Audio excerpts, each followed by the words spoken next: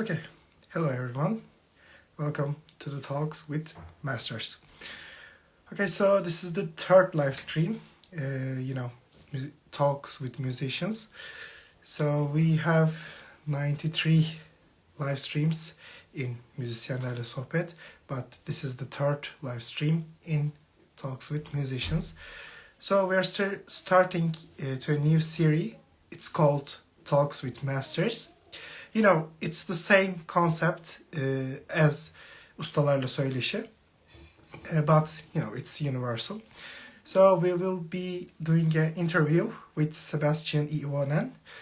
Well, I listened him at Bursa Festival, Elina Çekiç Piano Festival. It was really delightful because he played Liszt's second ballad, and he was remarkable.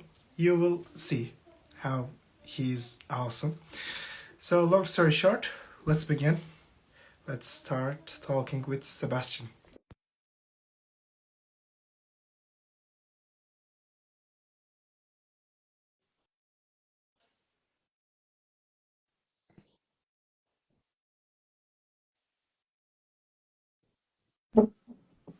Hello, man. Good to Hello, see you. Sebastian. How Good to are you? see you. Good to see you. Thank you for those beautiful words, man. I listened. It's wonderful. A pleasure to be here, man. Thank you so much. It's my pleasure to having you in here. Welcome. Thank you so much. Thank you so much. Thank you. So, how are you, Sebastian?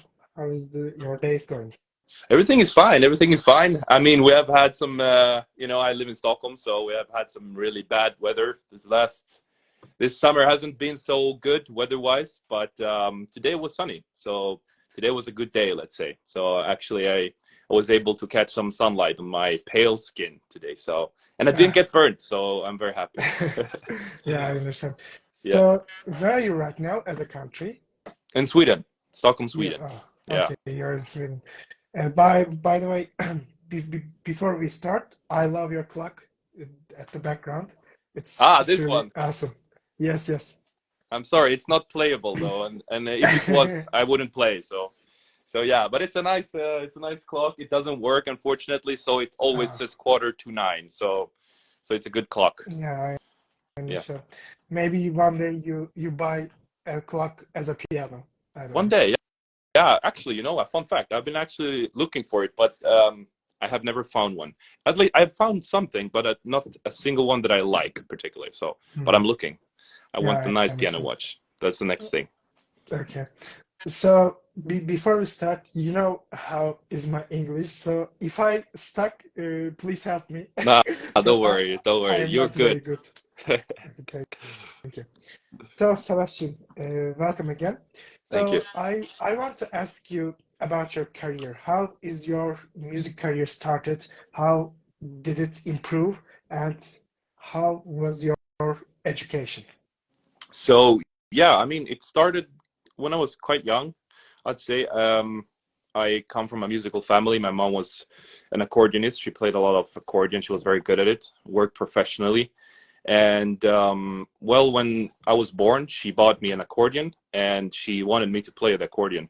Hmm. So yeah, she bought, actually, fun fact, she bought this like super beautiful Italian made accordion with my name on it in diamonds. It's not real diamonds though, but it was very beautiful.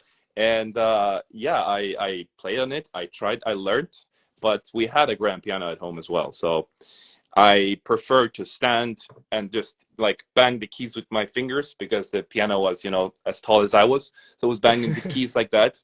So I don't know. I found the interest in piano at 6, I'd say. So that's when I started to actually have real lessons. So yeah, then I had my first piano teacher, Natalia Kazimirovskaya, here in the where I live, in a school where I attended. And yeah, she was very strict with me. She made me practice, and she made me, you know actually, she pushed me very much, but in a very good way, because she always kept my inspiration up, and she always told me that, things can get so much better, and this is what you should aim for, this is what it could be, and if you work hard. And she, took me to all kinds of concerts with great pianists like Kissin and Sokolov when I was already very young. So yeah, that got me very inspired, and she made me attend competitions, and she made me attend the first competition I went to was the Steinway competition in Stockholm. And yeah, she prepared me very well, and yeah, I won that competition. And I mean, I won my age group, so it was different age groups. And yeah, after that it just took off kind of, and I just competed more and more, and I got to play a bit more. um so yeah, I mean, it's just based on, accomplishments, I guess, that kept the inspiration going up. And of course my mom was super helpful, and she's still very helpful. She's supporting me a lot. She's being a Mhm. really good mom. So um yeah, so I think it's that. And then, and then I started my studies in conservatory, and here in Mm. Stockholm I got another teacher, Mats Widlund, his name was, Swedish professor. And I was there for 3 years. I did my bachelor's there. And as you grow up, as you get older, it gets more difficult, in terms of maintaining or getting a career, because there's very high competition and people are playing at a very high level. Mhm. People are very good, and everyone wants the same thing. And when you kind of start to open your eyes internationally, you see that there are so many countries and there's so many talented musicians. It's incredible pianists everywhere, and everyone wants to do the same thing. Everyone wants to play concerts, play in these huge halls, play with orchestras. So there's a huge competition. And so yeah, I think first time I really felt like, whoa, it's kind of difficult to have a career and to get concert was perhaps when I was studying at bachelor's. I mean, I met, like, my classmates were really great musicians, so, but it was also very inspiring to be there. So yeah. And so yeah, that's what I'm doing. And throughout my years I've been competing quite a lot. And because of these competitions, I got to know some people, and we got to know each other very well. So that led to some more concerts, some more contacts. And so yeah, it's kind of like that. And I'm struggling like everyone else, but I'm trying to be positive, and I'm trying to just stay focused. And I believe a lot in hard work. And yeah, I think just if you just do what you love and you dedicate your life to it, it will be good. I don't know what will happen, but I'm sure that it will be okay. So yeah. Yeah. And I think it's the key, right? You have to work and work and work every day. Yeah. Uh, Actually, this is the key at everything, in music, in architecture. Yeah. Yeah, yeah, true. I mean, especially, in such a thing as art, as performing art. I mean, you can never reach a point in life as a performing artist where you feel completely satisfied with your playing and with everything. That's pretty sad, honestly, because that's one of the professions you never feel like, well, I'm done. I don't need to practice anymore because I'm already as good. I mean, so maybe that's the thing about it. So you just never feel like you reach your potential, and you can always work more, and you can always learn. And yeah, so that's the thing with performing arts. You can always become better, a better version of yourselves. So Yeah. yeah, I think this is gold because it's so good because you are improving. You are playing a better pieces every day, and seeing your improvement. Actually, I don't know. It's a really good feeling, I think. yeah, yeah, true, true. And I think that you know once you aim high, and you take a lot of new repertoire and difficult pieces or whatever, you start to face some difficulties, and some mental difficulties, that you start to doubt yourself. Or sometimes you get overwhelmed when there's a lot of pieces to play or huge repertoire. You get overwhelmed sometimes, or at least I do. And I'm sure I don't speak only about myself. So I think it's just the entire process of learning something from scratch, and then looking at Mm. it from above. So I think that just when you finish the big concert or something, you feel very satisfied. And that's also an accomplishment, just to finish something like that. So Yeah, yeah. yeah, I agree. By the way, what happened to the accordion? You're playing as today? No. I Ah, don't play the accordion. And well, I mean, I'm sure that if I would have an accordion, and if I would practice it for some hours, I think I would start to remember stuff.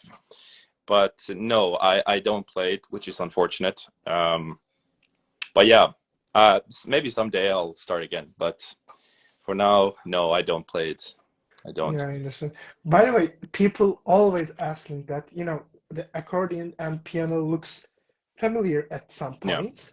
And so people asking, can a piano player can play accordion or, the reverse question. What do you think about it? Well, if you if you have a there's two different accordions. So there's this with the buttons on this side, and then there's with the piano keys with the piano tiles on this side. So I Mhm. mean, if you if I mean, look, my mom played with the piano keys with the piano tiles. So I mean, of course, as a pianist, you get to locate yourself, and it's kind of like you at least you can press the correct notes, right? With the buttons, you have to just learn it, and you have to learn the pattern because the pattern repeats itself. But I would say that I think I think everyone can play each instrument, but to make it good is very difficult, and to make it sound great, and to make it touch someone, and to make it personal, that's the most difficult thing ever. And that's when how professionals that's how you become a professional, because you focus on the details Mhm. and such, so yeah, I would say it's two completely different things, even though you would have the piano tiles on that side, but it's two completely different instruments and different techniques and different details. And so yeah, I don't think a pianist, even doesn't matter how good you are, I don't think you can play the accordion if you didn't Yeah. study it. So yeah. Yeah, yeah, I understand. That's like a question that can a flute player can play piccolo because it's in the same family as the woodwinds, but I don't think I mean I agree with you because accordion is okay, looks familiar, but I am sure it has a lot of different techniques instead of piano techniques. I believe it. Yeah, yeah, I mean, my as I said, my mom, she was a professional in accordion. She played quite a lot and studied her entire life. So yeah, I mean, it's what she explains. It's a whole different world.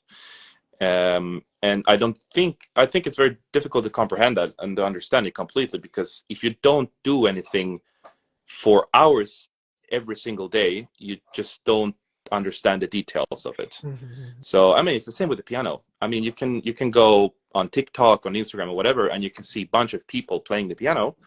And I mean, that's what it is. People, it's not difficult to press down keys or to learn chords. It's not difficult. That's not the difficult part. The difficult part comes when you get aware of all the details. Yeah, yeah. And so a friend of mine in my class where I'm right now, I remember I played for him the first time was 3 years ago, Mhm. and he was like, have you ever thought about this? That when you play a chord, and he was talking to me specifically, it was like, when you play your chord, the notes doesn't go down the same time. I was like, wait, what do you mean? No, no, like when you play the chord, your fingers does not reach the bottom of the keys at the same time. I was like, hold on, okay. So I tried, and once I got to know that detail, my life got destroyed because I found it all everywhere. I was like, it's everywhere. It's too much to clean up. So that's all about the details. But of course, a person who doesn't know about it won't notice it. Yeah. But the devil's in the details. So, and that's what makes someone or a performance great. It's all about details, musical details, and such. Yeah, So I yeah. understand. So, speaking as devil, I want to speak about Liszt. I know that you love Liszt music, and you played it because I listened to you at Elena Çekiç Music Festival. You played the second ballad of the Liszt, and it was remarkable. Thank By you, the way, it thank you, man. was a delightful performance. Thank you. And by the way, I said to you, I don't know if you remember or not, but I said to you, I will never be able to play this piece, and I really can't play it as today. So it's a really hard piece. So many congrats, and I don't know. Okay, so what do you think about this music? You love to play it, but what do you think about its philosophy? Well, it's a very big question. It's a very good question. I mean, so Liszt for me is very special. I think because I will tell you just a short story. I mean, the reason actually why I started to play the piano was mainly because of Liszt, and it's very funny story. I mean, it's just because of I watched a lot of cartoons when I was little. So there was this cartoon, Tom and Jerry, this mouse and this cat that was running and chasing each other. And in one episode, they played the Liszt Hungarian Rhapsody #2, was a very famous one. And I just loved it, I loved the playfulness, and I just got stuck. I just had to watch it, and it repeated. This episode came once in a while, and I just had to watch it, even though I knew what was happening. So while I was watching, the more times I watched this, the more details I found, and the more I kind of, as a young kid, I start to understand the piece a little bit. I don't know if it's what Liszt intended particularly, but I started to kind of understand it more. So yeah, it's a lot of so that's just a fun story about it. So yeah, I think since then Liszt became one of my favorite composers. And yeah, you asked me about philosophy. I think, yeah, of course, I think there's a very deep philosophy in Liszt music, and maybe I think you can learn to play technically. That's maybe not the most. It's difficult. Don't underestimate me. It's very difficult to play the correct notes in Liszt, but to understand it and to fully dive into it musically, I think it's a very heavy and difficult thing to do mentally. Because all of his music has a lot of heart, of soul, and story in it. And I mean, it's up. I think, as my teacher told me when I was a kid, she always painted up these stories about all the pieces I played. And there's one particular story that I won't never forget, when she told me about a piece by Liszt I played when I was a bit younger. It was a piece called Lorelei. It's a very small piece, but it's a very beautiful piece. And for me at that time, it was difficult because I had the small hands and I was quite young. So I couldn't understand it completely musically. I remember myself telling my teacher, it's like, when there's just one note here, there's one here and one here and one here, but that's just that voice playing. There's pause in every single other voice. The left hand is not playing, but the right hand is playing just a melody of a couple of notes, and it's very slow, and it's pause, and it's quiet. Why does he write it like that? And why doesn't he just put nice melodies in it? And then she told me, well, there's a story behind it. So she painted up this very, very beautiful story, but very tragic story. So me, as a 9-year-old, could understand it and could paint a picture of why this particular melody should be like it is, or why it should be played like this, and what's the purpose of this. So she did it with stories. So since that, I just kept doing that myself all the time, and every single Liszt piece I play, I feel really free to interpret it. I feel super free to put my own stories and storylines in it. Of course, there's some literature you can read about it. It's beautiful, it's great, and you can do it. And some pieces even based on literature, literally. So, but I really do love to experiment with creating my own story in the music, because it feels like, as a performer, you can get to play it more personally. Yeah. So yeah, Liszt music is super deep, and I think it takes a lot of time to understand the music, or try to understand it. You can learn the piece, rather quickly, but I'm sure that if you really want to dive deep into it and then try to understand it in a deeper level, I think you need to spend a long time with it. Yeah.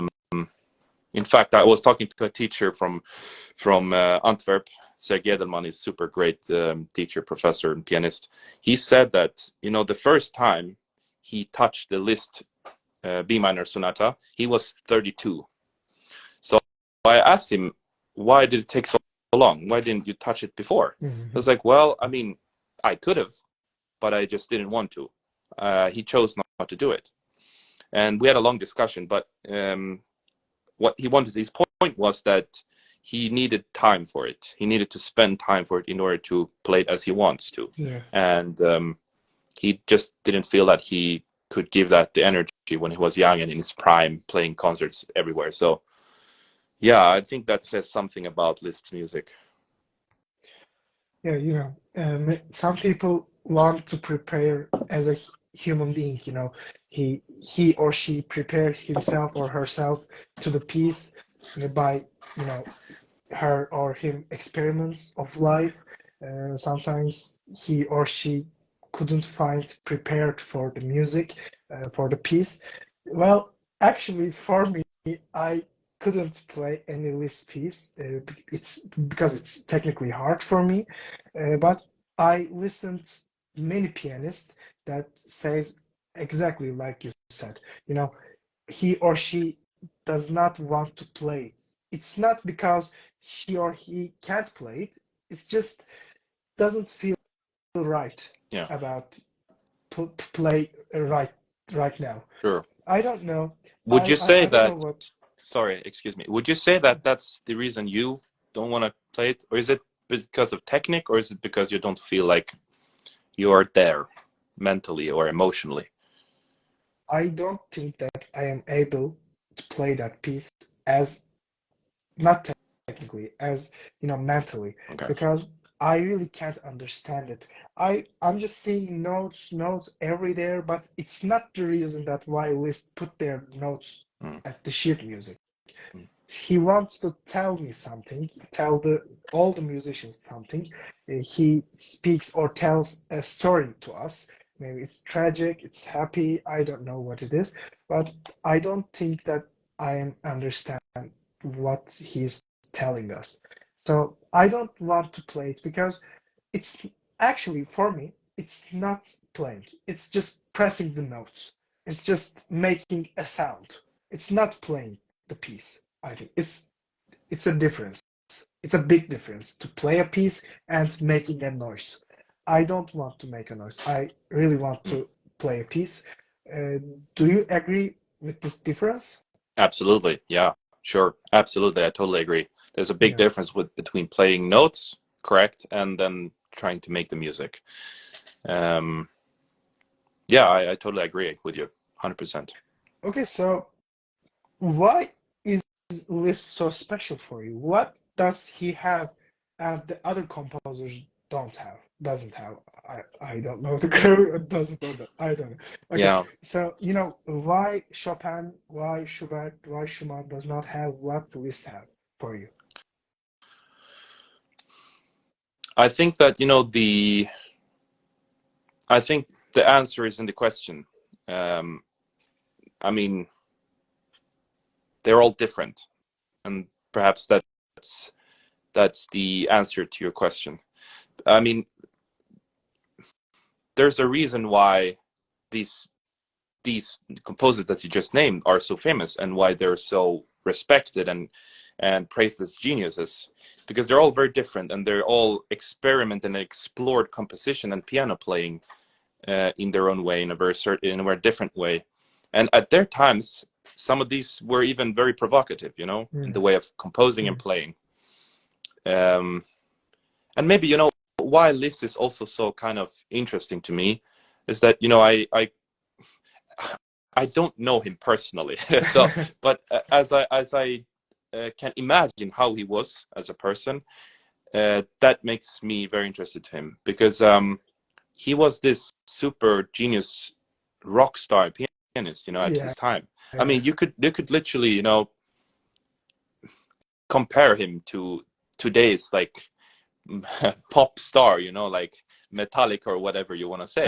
I mean, yeah, he was so such a he was such a genius in what he was doing, and was doing something new as well. He was exaggerating in a both emotionally and technically. Um, so yeah, that just makes me very interesting because that means that he was a very provocative person and he was very experimental person, and he had a lot of deep emotions inside of him, and he battled with his demons and yeah, and just lived his life with his what with his values, mhm, and just kept on going.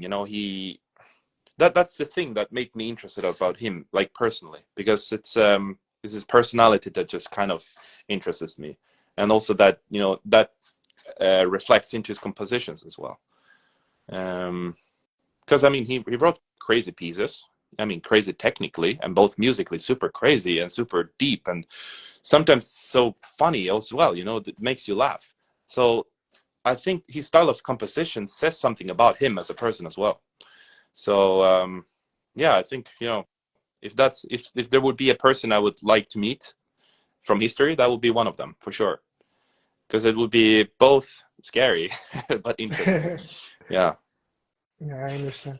Yeah, I agree with you about this craziness yeah, and the newness, you know. Okay, so he was an in another world, you know.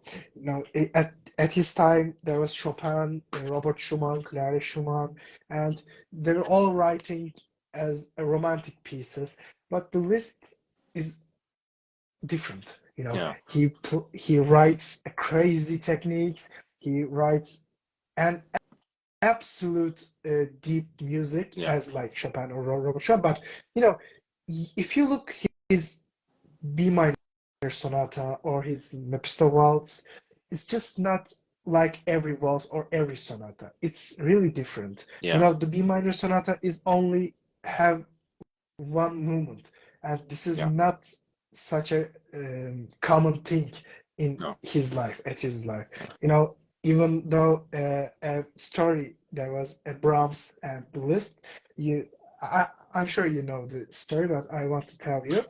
So one day Brahms goes to the list mansion.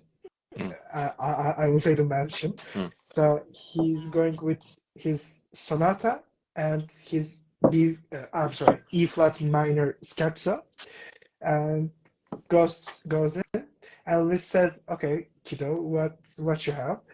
So Brahms says, "I have the sonata and the scherzo, but I don't want to play it because you know it's Liszt in front of him. So okay, if you don't play it, I will play it. Give me the notes." Brahms gives the notes to the Liszt.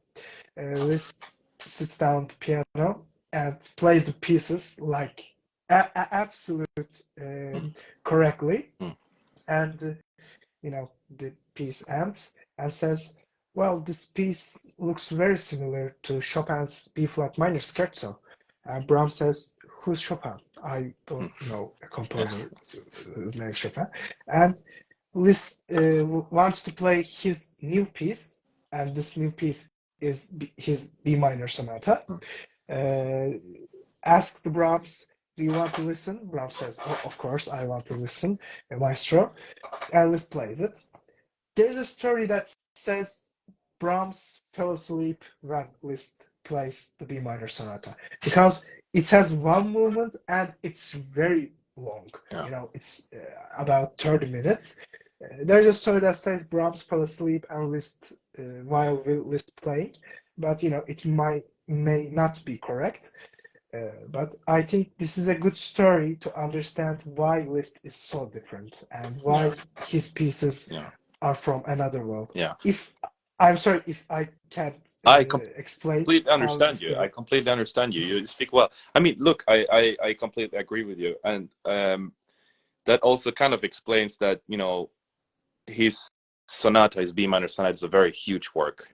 Has a lot of details, and I'm sure that when Liszt composed this, I mean, he composed it from himself. That was his own thoughts, his own ideas, what he put down in a paper in one single movement. It's a very long piece, but it's a Mm, completely genius piece. And but I think that, you know, because it's so long and it has so many details and it's just one movement, I think it's difficult to listen to as well. Not only difficult to play and understand, but as a listener, it's difficult to listen to it. yeah. I find that, you know, I completely love that piece, but it's so every single time, even though I've heard it so many times being played, both live and both on recordings, I always hear different things and different details. And also, the different interpretation doesn't make it easier to understand either.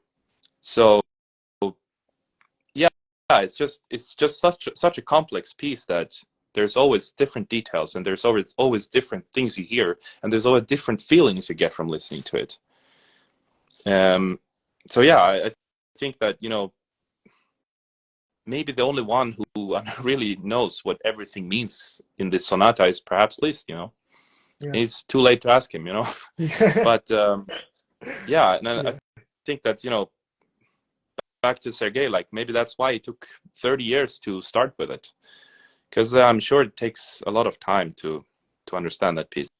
I have a friend. He played this piece. He had it in his. He still has it in his repertoire for sure, and he studied it quite a lot, like really a lot. And I remember I went to his graduation recital. It was absolutely wonderful. It was crazy good.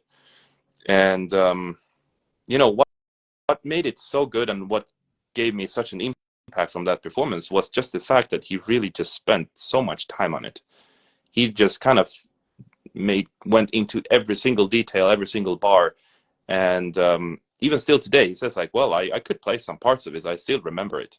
So that just means that, in order to play that kind of piece in that kind of caliber on such a high level, you really need to like kind of live with it. You have to live with it. That's a good word. Yeah. You have to live with that piece every single day, every single night. You have to fall asleep with it, kind of. Um, Yeah. so yeah, it's a very difficult relationship to build, but it takes a lot of work. But once you have it, it's incredible. Yeah. Yeah. Yeah. I agree with you about this piece. Actually, I think it's the same as all these pieces. It's repertoires, it's sonatas, maybe symphonies, symphonic poems, or piano concertos. I don't think what is special, but I really want to explore the Mm. Liszt music about this special thing about Mm. it. I'm a Chopinist and I'm a really huge Chopin fan, but I Me love too. listening to Liszt music. But some people are arguing with another musicians that says Liszt has so many notes just for to make the piece harder. Do you agree with this argument? I mean, it depends on what they mean with many notes. Is it small notes? Is it octaves or chords that just jumps? I mean, I don't think he put too many notes in it. I think every single note serves a purpose, and even if there's a cadenza with a lot of notes, or I think they serve a purpose. And I mean, as far as I know him, I don't think that every single if there's a section with a lot of notes, I think just the gesture is the most important thing, and not every single note. Mhm. Um, and yeah, there's also this kind of correct me if I'm wrong here, but I remember I read this somewhere that Liszt played no a student of Liszt played for him Chopin Polonaise Opus 53, the heroic Polonaise. Yeah. And in the midsection, there comes the left hand that plays the octaves. Dot, dot, dot, dot, dot, dot, dot, dot. And there's a lot of, yeah, but let's talk about that section. I remember Liszt said that those octaves should not be played as an octave. It should be thought about as a melody. So if you translate it into Liszt's writing, because he writes a lot of octaves, so that says something about also why he writes so many octaves and why he loves the octave. I think it's just, the thing that he just felt that maybe one note is too tiny. He wants a bigger sound, he wants a fuller sound. But if there's octaves, it doesn't necessarily mean that he writes it just to be more difficult. It gets more difficult as a product. Yeah. But I think he does it because he values the melody so much, so that it's not enough with just one note. He wants more substance into the specific melody. So that's why you can play something very slow and very soft in pianissimo that Liszt writes, but it's still octaves as a melody. And you can ask yourself why. I mean, if it's going to be pianissimo, why don't you just write one note? But I think that's the answer, because one note just doesn't give enough substance. I think Liszt thought that, well, that's why I put the octave. It's not to make it more difficult necessarily. It's just that that's what the melody needs. It's just, it should be like that. And that's why it becomes so logical in his music. Um, of course, I complain always, like, why is this so difficult? Like, why does he write octaves jumping like this everywhere, and you have to jump to the different piano or whatever? I mean, I always complain. I do. But at the same time, I do it with respect, because I understand that there's a purpose. He doesn't do it just Yeah. to you know, pick on Make you the or piece just to harder. be, yeah, it doesn't want to be mean to. Um, yeah, so I think there's a purpose between every single note, and there's a thought between every single note. Doesn't matter how many it is, there's always a purpose. Yeah. Yeah, Yeah.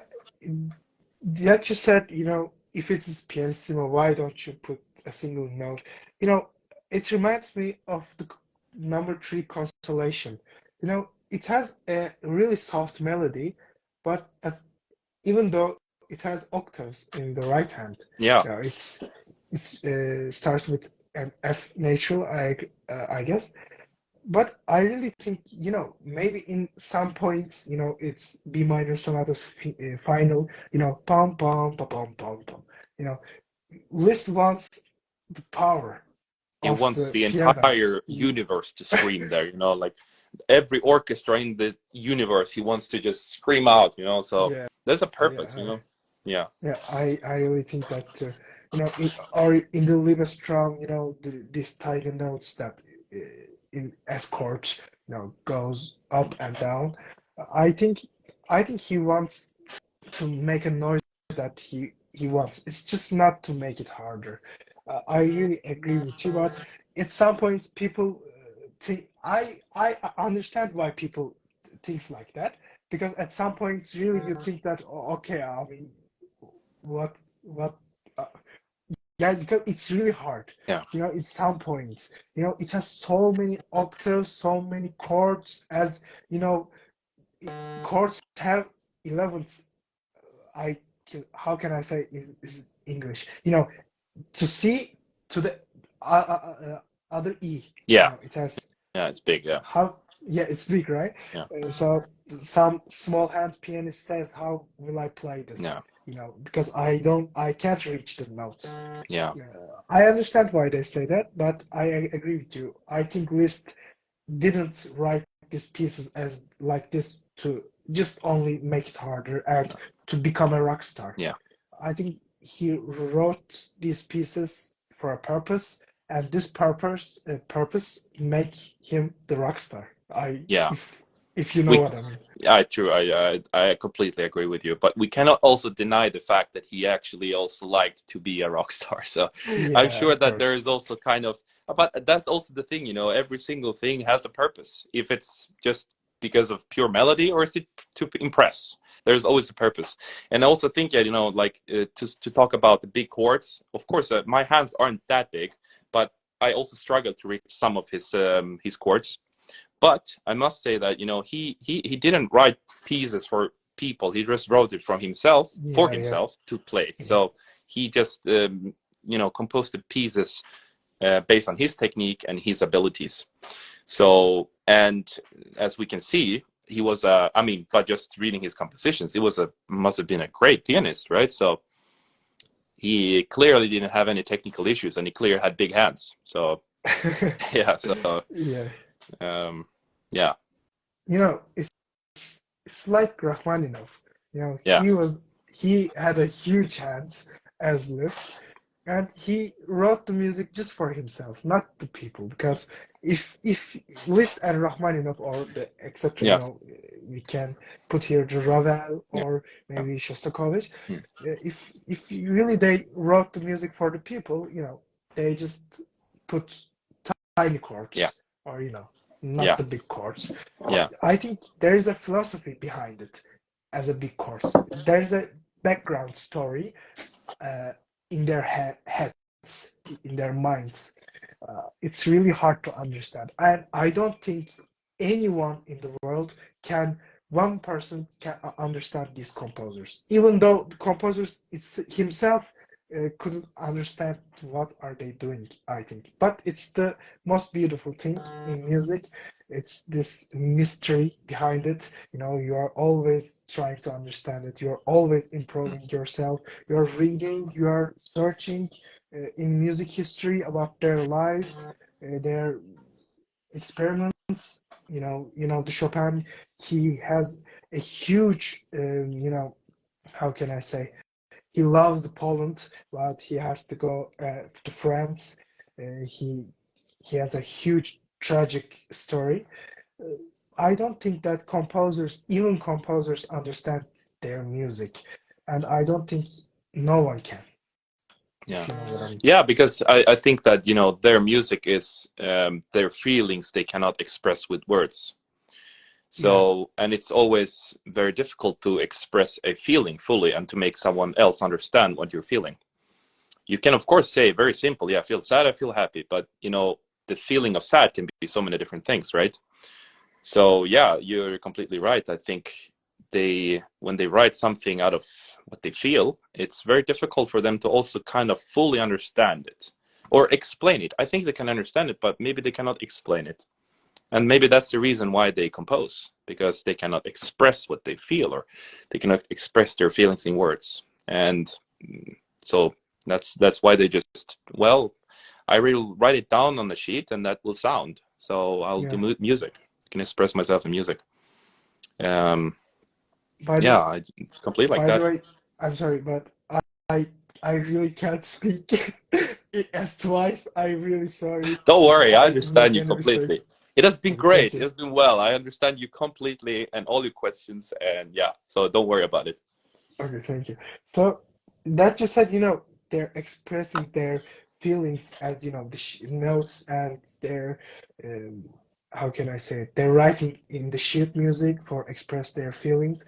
You know, there's a very beautiful letter Mozart to his father that says, it's Mozart's father's birthday, and Mozart writes a letter to his father that says, my dear father, uh, my dear father Leopold, I guess. Uh, Mozart says, I am not a dancer, so I can't express my feelings with moves. Yeah, And I am not a writer, so I can't express my feelings with words, yeah, etc., etc. And finally says, "What I'm a musician, and I can express my feelings with the notes, with the yeah, noise, with the sheet music." And I think, this is where the music is, I think. yeah. I totally agree with you. And maybe that's what we're doing wrong today. That we're just spending a lot of time trying to understand everything, because we're in a time where we really just want to put meaning to stuff. We just really want to understand it. We're just so obsessed with just putting meaning to every single thing we hear or see, or you know or feel. So maybe we just do that too much. We just try to understand it too much instead of just going deeper inside of ourselves and trying to understand what we are feeling when we read it and when we play it. Because if you I could take an example, for instance, like Yeah, there's this very famous recording of Rachmaninoff playing Chopin's second sonata. Probably you've yeah, heard yeah. it.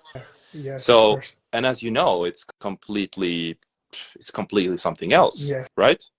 I yes. mean, no one ever plays like this. And I'm sure that if you would go to the Chopin competition and play like that, I'm sure the guards would come and kick you out.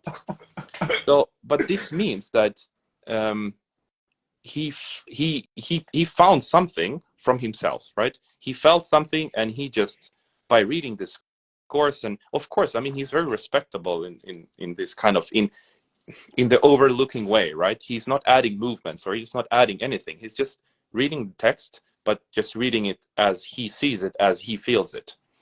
Yeah, Because I have a couple of composing friends, and one of my closest friends is a composer.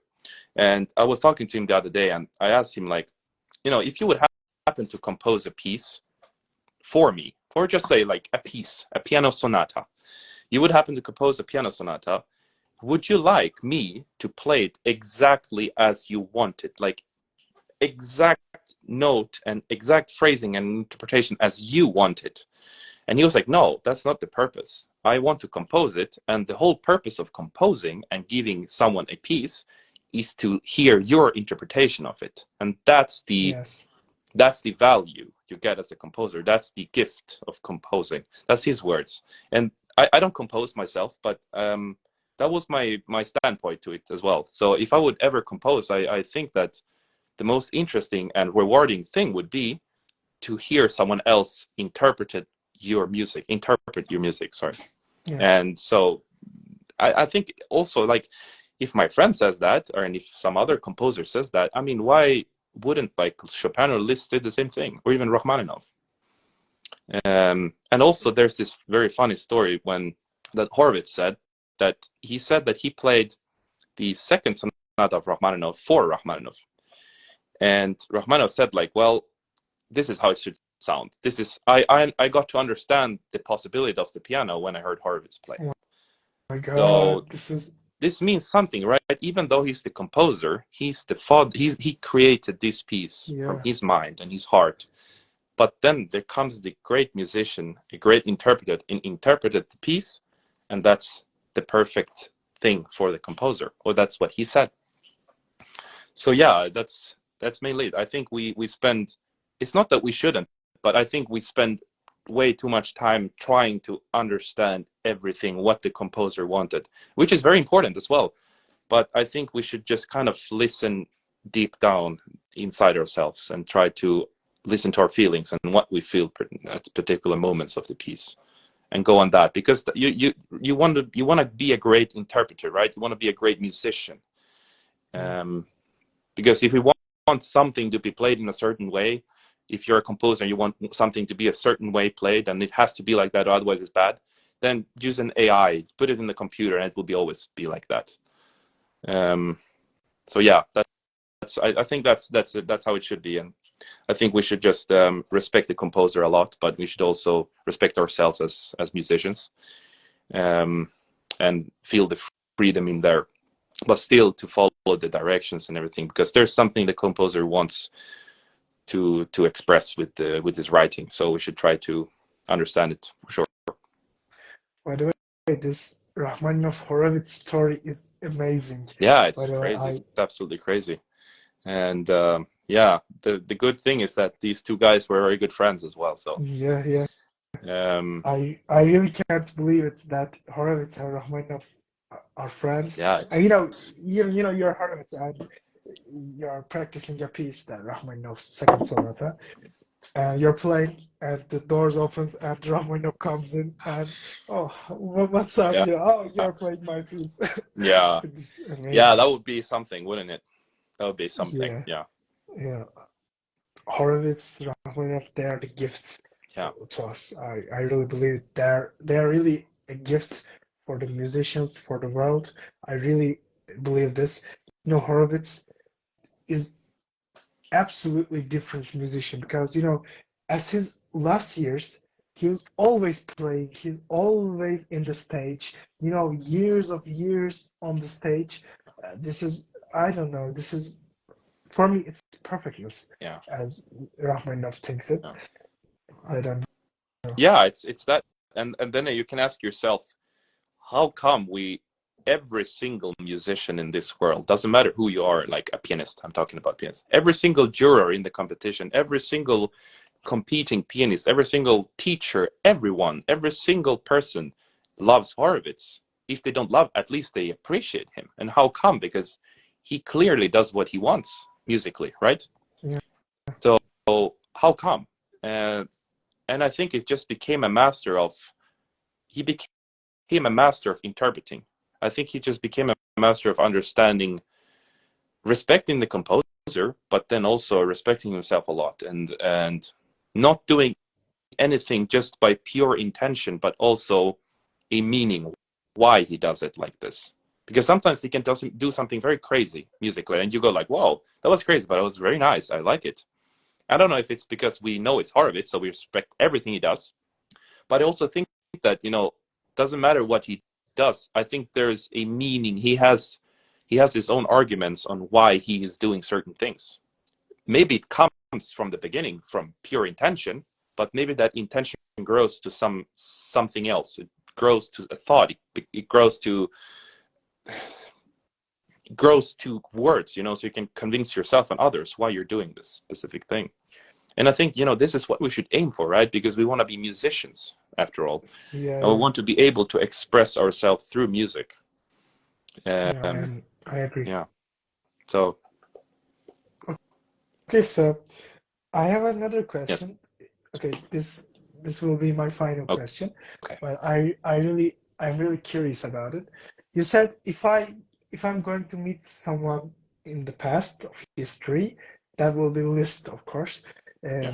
I okay, so I want to ask you if there was a chance that you will meet some composers, but these composers, it's limited. You can only meet three composers. Three. So yes, name them. Interesting. So I would love to meet Bach, first of all. Um, and then I would love to meet Mozart, and I would like to meet Liszt. So yeah, I think those would be the three persons I would meet. Yeah, because I would like to just experience the thoughts and the brain of Bach.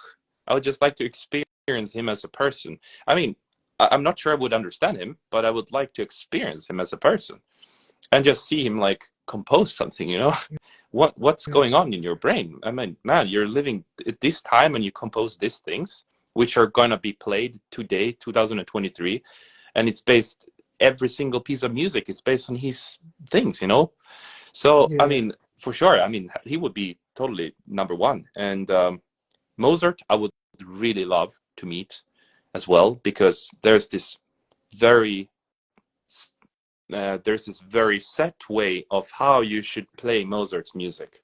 There's this because Mozart should never be too direct. It should never be too mm, what's the English word for it? Grotesque. Like it should never be vulgar. Vulgar. That's the word, I think. yeah, I And it understand. should be kind of like elegant, and it should be, but still with a little bit of emotions. But so that's why I would meet him, because I'm not convinced that he was a person that was elegant and calm. I think he was. I mean, we know that he was the vice versa. He was a crazy person. He wrote Yeah, a lot of things. He provoked people. He was behaving like an animal. So I would like to meet him. Um, just to understand this person and experience him. I would be scared, but I would do it. I think I could bear him. So, and then Liszt, I mean, for obvious reasons, we talked about it earlier. yeah, Yeah, so those are the three composers I think I'd meet. yeah, I understand. Okay, so Bach is okay, and this okay, but I wasn't expecting the Mozart Yeah, on this list. But I can understand why Mozart are in here. Well, it's Mozart. I think it has no other composer has pureness as Mozart's music. I really believe it. yeah, Mozart has another pure music in his pieces, yeah, but of course, my list would have been different. Except number one, I think all musicians' number one is yeah, Bach. It's the father of the yeah, classical music. And my second choice would be, who he yeah. is. It's Chopin, huh? Chopin. Yeah. Yeah, Chopin. And my number three, I think it would have been Beethoven. Mm. How Yeah. come? He- okay, I will find the word. He is a leader because he broke down the laws of the classical era and the Baroque era. He just says, you can't limit it to my music. I want to play as this, like this. I want to put the chorale in the symphony. Also, I can do it. No one can, limit it to me. I think he's a leader. I think he is a revolutionary person because I think the classical eras should be like the Baroque era, classical era, then the Beethoven's era, and the Romantics Yeah, era, late Romantic. Beethoven has a different style that no other composer have. The Chopin has his own style, of course. Schumann, Mozart, Bach, Rachmaninoff, Ravel, of course, they're all different worlds, but I think no other composers have this leadership feeling as Beethoven. You can see this leader feeling in his sonatas. The Appassionata or the Hammerklavier. It's huge sonatas and it's revolutionary for his time. Mozart writes a symphony. It's like 15 minutes, 20 minutes tops. and Beethoven puts the Ninth Symphony. It's like 70 minutes, Yeah. and in the plus, it has a choral Yeah. part. You know, it's the first choral symphony in classical music, and when you see his sonatas, you know, the Mozart sonatas is short. I mean, it's not like Scarlatti, but you know, it's 15 minutes, 12 minutes. It's the rondo allegro form. It's the first movement is allegro, then the slow part and the vivace part or the presto part. But it's not like with Beethoven sonatas. You know, the 14th sonata, it's called Moonlight. The first movement is Adagio, and the second movement is Allegretto, and third movement is, you know, that part. When you see the Hammerklavier, it has four movements. It's 45-minute piece, and no one ever composed a big sonata like Beethoven did. With a fugue as well. Yeah, and okay, long story short, Yeah. I speak very No, don't much. worry. I'm sorry. It's good to hear you speak. Beethoven is a leader Yeah. of our classical music, like Mozart, of course, but I don't think no other composer has this different ideas. It was the first. He was the first, I think. I don't know. Sorry, Beethoven. Yeah. Yeah, Beethoven. Yeah. Well, he was a revolutionary guy for sure, and he made apparently he made a very big impact on the musical world. So yeah, I mean, if I could choose more, I would choose more for sure. I would want to meet them all, but yeah, for sure. I totally understand you. I mean, he was such a revolutionary guy and very tragic life as well. And also, you know, he was super productive. This Beethoven was super productive, and yeah, probably also seen his handwritings, like his handwriting of his pieces. So like basically he would compose something and he wouldn't be satisfied with it. So instead of just like kind of just gently draw a string on it, he would just like and then go next one and then it was just like it's incredibly messy. His sheets are Yes. incredibly messy. It looks like someone with huge amount of rage, I would say. If I would see this kind of papers in someone's room, I would be scared to go in there. I would say, how are you, man? How are you doing? But so it was like unbelievable amounts of this extreme, like brutal, like taking away this. So, and then also the thing with Beethoven is like he was so how can I say what's the English word for it? Sorry, my English is also not so bad in vocabulary, but he was so he always he was never really satisfied Yeah, 100%. So I mean we're all but he I remember, I mean, he wrote such a genius fugues. He wrote so many fugues and they're all genius in my opinion. But he just said that I have composed so many fugues, but I have never succeeded composing a good fugue. yeah. And that says something about it because it's absolutely genius. But he was like, no. I never succeeded composing a good fugue, so I will not do it. I don't like it. It's not my thing. He was enraged because he couldn't compose a good fugue, according to him. That's his words. So yeah, it says something about it. Yeah, you know, speaking of the rage of Beethoven, you know his third symphony, right? It's the Eroica Symphony. And you know the story, but I want to tell you. He wrote the piece and dedicated to the Napoleon. But after the Napoleon, tells him that I'm the emperor, Beethoven just, lost his mind and not just erasing the word gently. Yeah. He just put the pencil and just throw Yeah, I just threw it. it out. Yeah. Yeah, and there's an actual picture of this, this throwing out the paper.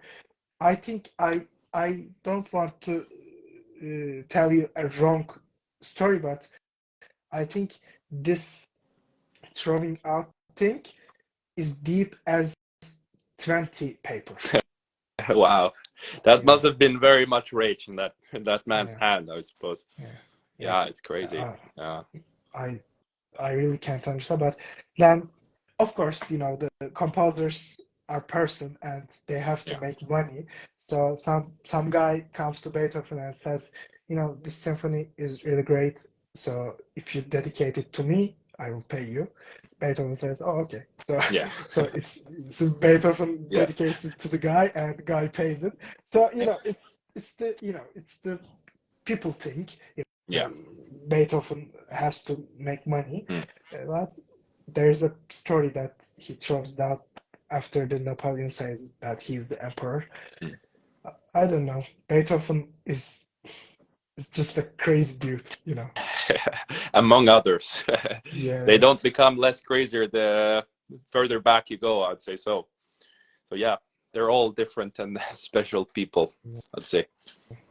By the way, John watching us, you remember John, Of right? John course, Sarach. he's a very good friend of mine. Yeah, He's an absolute amazing young talent. That absolutely. doesn't it? I was truly amazed by his talent, by his, at that age to be able to understand the instrument as he does and to be so musically developed and technically developed. I mean, he will have a very nice career, I'm sure. And he's very hungry. He wants to work more, and he's ambitious, and he travels around, and he seeks for guidance.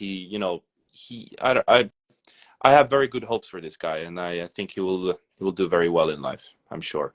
Yeah, I'm really Yeah, sure as well. You yeah. know, I listened to him many times, and John is like, I think you know, maybe I I may be wrong.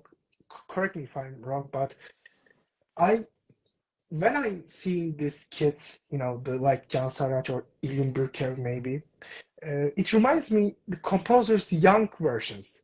You know, the Beethoven was a you know, how can I say, remarkable Mm, kid when he was 10 or 12. I think this person like them too. You know, maybe one day they will be the Horowitz of our time. They will yeah, be, the John Farage or Ian Burkevs in the future, yeah, as like Vladimir Horowitz, Martin yeah. Argerich. Maybe I don't know. I feel it like that. What do Yeah, you sure. think? I mean, when a kid shows this amount of talent and musicality in such a young age, I mean, it can only be good, you know. The only thing is just to remember why you started to playing the piano and to remember why you love music and why you do what you do and just keep going with that. And that should be the main reason why you continue and why you strive to become better. I mean, Yeah, because one can never lose that, I think. And if something happens, if something doesn't go your way, you should always remember why you started and why you're doing what you're doing, because we love music, right? yeah, So I'm sure that once you just do everything for the sake of music, everything will be completely all right, I'm sure. yeah. Yeah. I agree. Okay, Sebastian, it was a delightful live stream. I hope Thank you you. enjoyed it too. It was amazing. It was always good to talk to you, man. Yeah, I really don't think that it's good because I really can't speak English. I'm really sorry. It's okay. You're improving every single minute, so I really liked it. I understand everything, and it was completely my pleasure to be here. Okay, it was my pleasure to having you here, and I really don't want to lose the connection between you and me. So I'm really looking forward to your concerts. If I can, I will come to your concerts. I will listen because you're a remarkable pianist. I have a lot of respect to you. Thank you. Likewise, likewise. What you're doing is absolutely wonderful. This is a very good way to reaching out to people and also to the younger generation. And it's very inspiring that what you're doing, talking to a bunch of great musicians. And it's I've been seeing what you have been doing, so you have to keep it up. And I think it's a very important and meaningful thing. So it's very Thank you good so what you much. do. I respect you too. Thank you so much. Thank you so much. Okay, so take care. Take care, I man. hope I will see you one day, as in real life. Um, for that day, take care of yourself. You too, man. Until next time. Take care. Yes. Bye. Bye. Bye.